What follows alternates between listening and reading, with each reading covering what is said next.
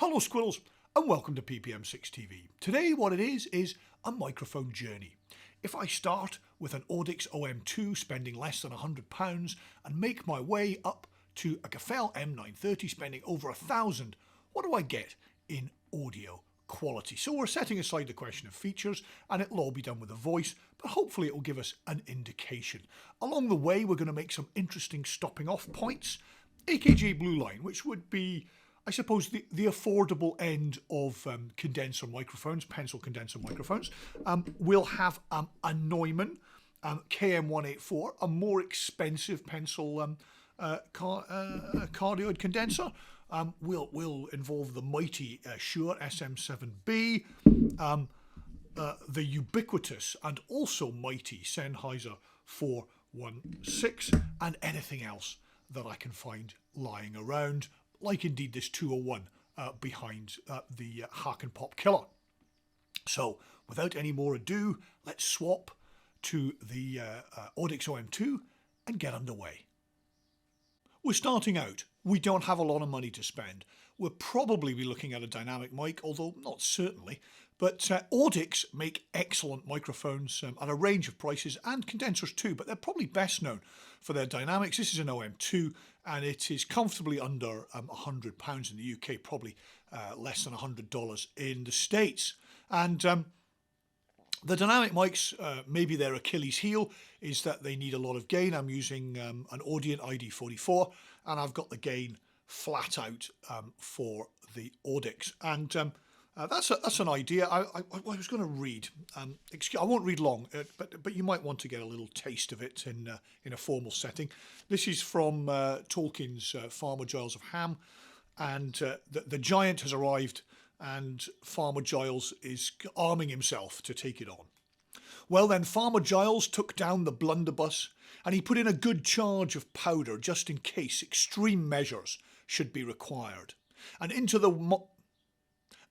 wide mouth he stuffed old nails and bits of wire, pieces of broken pot, bones and stones and other rubbish. Then he drew on his top boots and his overcoat, and he went out through the kitchen garden. Don't worry, it does have a happy ending for both Farmer Giles and the giant. That's the Audix OM2. Next, probably up double that in price, the classic Beyerdynamic M201. This is a TG version. When I started 40 odd years ago, we were using 201s and they were not new then. So you can't get more classic than that. And that's where we're going. We've said goodbye to the Audix OM2 and now we're on the Beyerdynamic. The Beyerdynamic M201 is a classic. It's also a versatile mic. It's often used on snares and things, and it's cheating a little bit because it's a hypercardioid, and I think everything else in the test will be a cardioid, but you'll forgive me for that, I'm sure. I've said it's a classic. It's available. It's not expensive. It's under $200. I should think £200 in the UK, and it's bomb-proof. Although I did manage to drown two of them, but it still pains me to recount the story, so I won't tell you here. Well then, Farmer Giles took down the blunderbuss, and he put in a good charge of powder just in case extreme measures should be required. And into the wide mouth he stuffed old nails and bits of wire, pieces of broken pot, bones and stones and other rubbish. Then he drew on his top boots and his overcoat, and he went out through the kitchen garden. That's the 201. Next we're staying with dynamic mics, but jumping up a fair bit in price and quality. Here it is then, the mighty Shure SM7B. Well then, Farmer Giles took down the blunderbuss and he put in a good charge of powder just in case extreme measures should be required. Just in case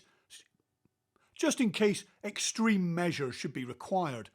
And into the wide mouth he stuffed old nails and bits of wire, pieces of broken pot, bones and stones and other rubbish. Then he drew on his top boots and his overcoat, and he went out through the kitchen garden. Great stuff, and an absolutely great mic. Working probably at the edge of the gain structure here, because the Audient ID44, which is a lovely bit of kit, has got 60 dB of gain, and really for the SM7B you probably need a little bit more. Now hang on a second. because I didn't plan to include this, but I'm going to. This is the Aston Stealth. And I've got quite a few videos on this. It's well worth checking out. It's got all sorts of features, and one of them is that you can use it as a dynamic mic like the SM7B, but you can also engage a built-in Class A mic preamp and use it like that. I think in terms of price, I may have got this out of order. The Stealth may be cheaper, but I think it may depend on where in the world you're watching. However, I'm gonna use this next, and I'm going to put it. It's also got some different voices. I'm going to put it in male voice. And it's not actually called male voice, I think it's called V1. And I'm going to use the phantom power so we can have a listen to this alongside the classic SM7B. Here it comes. So it's goodbye to the Shure SM7B and hello to the Stealth in preamp mode. As I say, the voice is set to 1, which is the one that's probably the most suitable for the male voice. There are 3 other settings. Well then, Farmer Giles took down the blunderbuss and he put in it a good charge of powder, just in case extreme measures should be required. And into the wide mouth he stuffed old nails and bits of wire, pieces of broken pot, bones and stones and other rubbish. Then he drew on his top boots and his overcoat, and he went out through the kitchen garden. Hey, what's going to happen next? It's a real cliffhanger. I've now forgotten, because I'm recording this afterwards, I've now forgotten what comes next, but I think it's the AKG Blueline, which I can't now see because I put it somewhere else. Anyway, I think that's coming next. Stand by for the excitement. From the mighty SM7B, we're moving on to condenser mics. And I know affordable is a very relative term, but this is an AKG Blueline. Is it affordable? I know there are much cheaper mics now, but it was the affordable end of the AKG range when I bought it. It's in some ways the spiritual successor of the 451. The 451 this has got a lovely bayonet. Look at that. What a great thing. Multiple capsules available. This is the cardioid, the 91 that we'll be using. Sadly, the sound quality probably didn't reach the heights of the 451, and it's no maybe surprise that the 451 returned to the market, although there was the 460 in between, which is, I wish I had one, but I don't. Anyway, here's the AKG Blueline, the affordable end. I know that's controversial. The affordable end of the condenser spectrum. Well then, Farmer Giles took down the blunderbuss and he put in a good charge of powder, just in case extreme measures should be required. And into the wide mouth he stuffed old nails and bits of wire, pieces of broken pot, bones and stones and other rubbish. Then he drew on his top boots and his overcoat, and he went out through the kitchen garden. That was the AKG Blueline, or the amplifier's called the 300B, and the capsule is the CK91 cardioid. That's that. We're stepping up quite a bit to the Neumann KM184. I bought these cheap in a sale, but the prices you can get a bargain. It's a small pencil cardioid. The mic's kind of an update to the venerable KM184.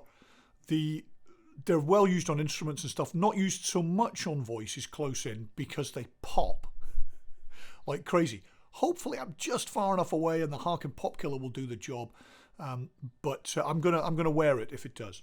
Anyway, this is the Neumann KM184. I think these are round about the £500 mark, so we're about halfway in price up to our target, as it were. Well then, Farmer Giles took down the blunderbuss and he put in a good charge of powder, just in case extreme measures should be required. And into the wide mouth he stuffed old nails and bits of wire, pieces of broken pot, bones and stones and other rubbish. Then he drew on his top boots and his overcoat, and he went out through the kitchen garden. That was the Neumann KM184. This is the Sennheiser 416. You're saying, Alistair, I thought they were mostly cardioids.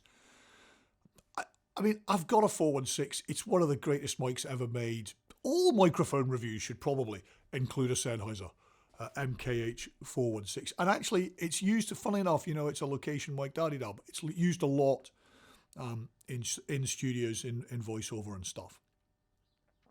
Well then, Farmer Giles took down the blunderbuss and he put in a good charge of powder just in case.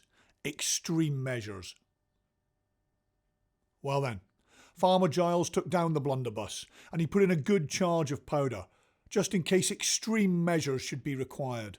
And into the wide mouth he stuffed old nails and bits of wire, pieces of broken pot and bones and stones and other rubbish. Then he drew on his top boots and his overcoat and he went out through the kitchen garden. Lovely. Getting expensive now. I know, but let's see what we get for our money. That was the 416. This is the AKG 414. Are you going to say to me, Alistair, you've got your prices muddled? And I might have. And for that, forgive me. Anyway, this is in cardioid, no filters, no pads. Classic 414. Well then, Farmer Giles took down the blunderbuss and he put in a good charge of powder just in case extreme measures should be required. And into the wide mouth he stuffed old nails and bits of wire, pieces of broken pot, bones and stones and other rubbish.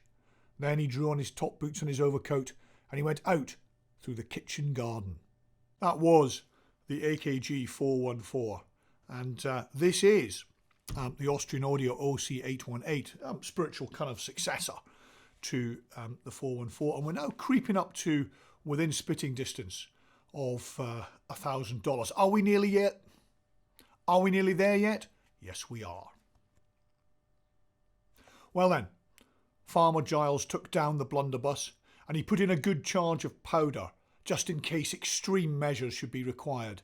And into the wide mouth he stuffed old nails and bits of wire, pieces of broken pot, bones and stones and other rubbish. Then he drew on his top boots and his overcoat and he went out through the kitchen garden. That was the Austrian Audio OC818 multi-pattern microphone in cardioid. Are we nearly there yet?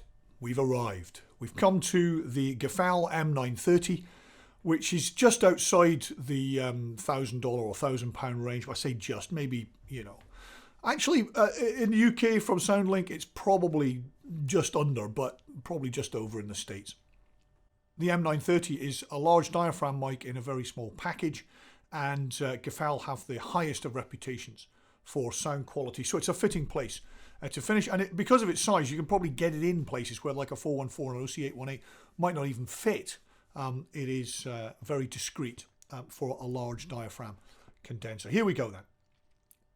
Well then, Farmer Giles took down the blunderbuss and he put in a good charge of powder just in case extreme measures should be required. And into the wide mouth he stuffed old nails and bits of wire, pieces of broken pot, bones and stones and other rubbish. Then he drew on his top boots and his overcoat and he went out through the kitchen garden. That was the Gefell M930, the top of the tree in our journey from reasonable to expensive microphones. This is an Audio Technica AE2300, which I kind of felt guilty about not including because I do love it a lot. It's right down at the bottom, probably between the 201 and the SM7B, somewhere around there. It's a dynamic instrument mic. Anyway, hopefully, I mean, I'm sure you'll have heard something that you like, and hopefully maybe it'll be at the cheaper end, or maybe you'll aspire to something at the higher end. Thank you to John Willett for lending me the Gefell M930, and I'll be very sorry to see it go. It's been good fun doing this, and I hope it was useful. The journey from cheap to relatively expensive, and of course there are a lot more expensive mics than the ones we've looked at today, so take heart on your journey. Thanks for coming to PPM6 TV. Don't forget to subscribe, it does help. See you again soon. Bye for now.